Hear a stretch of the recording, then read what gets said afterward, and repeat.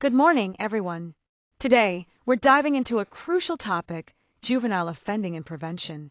This presentation, titled Comprehensive Insights into Juvenile Offending and Prevention, will explore the latest trends, underlying causes, effective interventions, and the broader systemic responses to youth crime.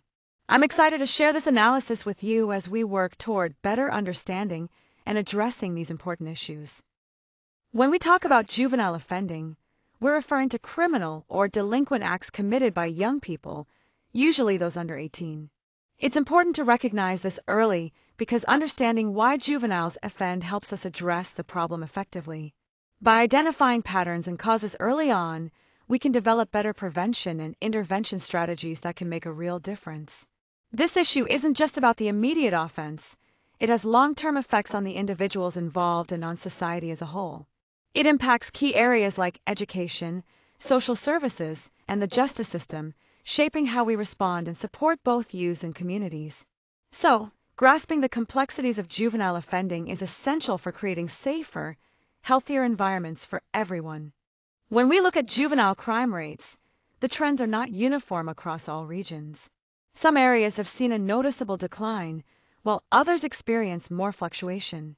One positive development is the overall decrease in violent offenses committed by juveniles over the past 10 years, which is encouraging. However, challenges remain, particularly with property crimes and drug-related offenses, which continue to be areas of concern. These varying patterns emphasize the need for ongoing monitoring so that policies and programs can be adjusted to reflect the current situation. By closely tracking these changes over time, we can better understand which interventions are actually making a difference, allowing us to focus efforts where they are most effective. When we look at the types of offenses most commonly committed by juveniles, property crimes like theft and burglary are among the most frequent. These offenses often stem from various social and economic factors influencing young people. Another significant category involves drug-related offenses, including possession and distribution, which remain a major concern given the ongoing challenges with substance use. Vandalism is also a common act, often linked to expressions of rebellion or social frustration. However, it's important to recognize that juvenile crime is not static. Emerging patterns show shifts, particularly with increases in cyber-related crimes, reflecting how technology influences behavior. At the same time, substance-related offenses continue to be a persistent issue. These evolving trends highlight the need for justice and social systems to adapt, creating tailored responses that address the unique circumstances and new modalities through which youth may offend. It's clear that a one-size-fits-all approach is no longer adequate for effectively supporting and rehabilitating young offenders. When we look at the root causes and risk factors for juvenile offending, several key aspects stand out. First, socioeconomic status has a significant impact. Poverty often increases the risk, as limited resources can contribute to stress and fewer opportunities for positive engagement. Next, psychological influences play a critical role. Many young offenders have experienced trauma, struggle with mental health challenges, or have behavioral disorders that affect their decision-making and impulse control. Environmental factors are also crucial. Within the family, instability and lack of supervision can leave youth more vulnerable to negative influences. On a broader level, community disorganization, such as unsafe neighborhoods or weak social networks, creates an environment where offending is more likely. It's important to understand that these causes don't act in isolation, they interact in complex ways. This means assessments need to be thorough and consider multiple factors. Finally, because of this complexity, interventions must be multifaceted. Addressing just the symptoms isn't enough, we need to tackle the underlying issues to create lasting change. When we examine the influences on juvenile behavior, family dynamics play a crucial role.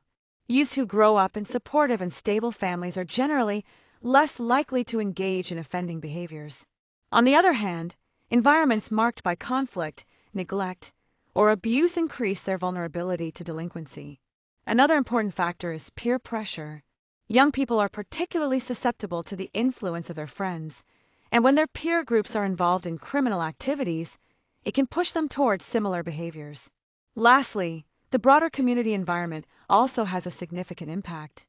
Factors like high neighborhood crime rates limited access to resources, and weak social bonds can create conditions that either limit or encourage delinquent behavior. To effectively prevent juvenile offending, it's essential to consider these family, peer, and community influences all together. Early intervention plays a crucial role in reducing juvenile offending by addressing issues before they escalate.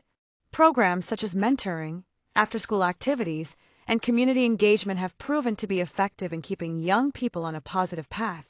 These initiatives not only provide structure and support, but also connect youth with positive role models, helping them develop important skills and resilience. Importantly, multi-agency collaboration enhances these efforts by meeting the educational, social, and emotional needs of young people in a comprehensive way. When preventative measures start early, before any offending occurs, they can significantly reduce repeat offenses and promote long-term positive development. The juvenile justice system, particularly courts and probation services, prioritizes rehabilitation and accountability, focusing on responses that are tailored to each individual case. Schools are essential partners in this process, as they help identify youth who may be at risk, provide counseling, and encourage positive behavior. When schools and justice agencies work together, they can detect potential issues early and offer supportive interventions that are more effective. This collaborative approach not only helps keep young people engaged in their education, but also significantly lowers the chances of reoffending. Ultimately, the emphasis on individualized responses ensures that each youth receives the support they need to successfully reintegrate and grow. Recent reforms in the policy landscape have sought to strike a balance between holding juveniles accountable and supporting their rehabilitation. This includes updates to sentencing guidelines and the expansion of diversion programs that offer alternatives to traditional detention. Many initiatives now focus on reducing incarceration rates by promoting access to mental health care and social services, recognizing that these supports are crucial for addressing the root causes of offending behavior. Policy developments increasingly acknowledge the complex needs of juvenile offenders. There's growing support for community-based alternatives that can provide more effective, personalized interventions than custodial sentences. Finally, it's vital to closely track these legislative changes. Staying informed ensures that our practices remain aligned with the latest research and evidence, ultimately leading to better outcomes for youth and communities alike. When we look at the current challenges in juvenile justice, one major issue is the limited resources available for rehabilitation programs. Without adequate funding and support, it becomes difficult to provide the necessary services that help juveniles turn their lives around. Additionally, there are significant barriers to successful reintegration, making it hard for these young individuals to reintegrate into their communities and avoid reoffending. Another critical concern is the disparities in treatment within the system, where some juveniles may not receive fair or equal support based on factors like race or socioeconomic status. Looking ahead, there is a growing emphasis on restorative justice models, which focus on repairing harm and involving the community in the healing process. This approach shows promise in creating more effective and humane outcomes. Increasing funding for prevention is also a key priority, as preventing juvenile involvement in the justice system in the first place is the best way to reduce long-term issues.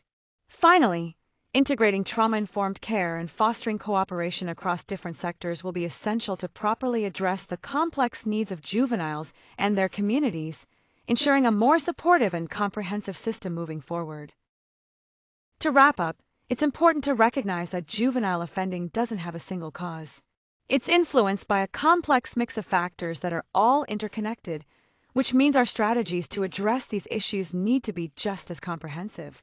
Although we've seen some encouraging declines in youth crime recently, new types of offenses and ongoing challenges remind us that the problem is still very much present. Families, peers, and communities have a crucial role in prevention, so early intervention efforts here can make a big difference. Effective collaboration between the juvenile justice system and schools is also key, and this needs to be backed up by policies that can adapt to changing circumstances. Finally, a sustained commitment, both in focus and investment, is essential to foster positive development among youth and to ensure safer communities for everyone.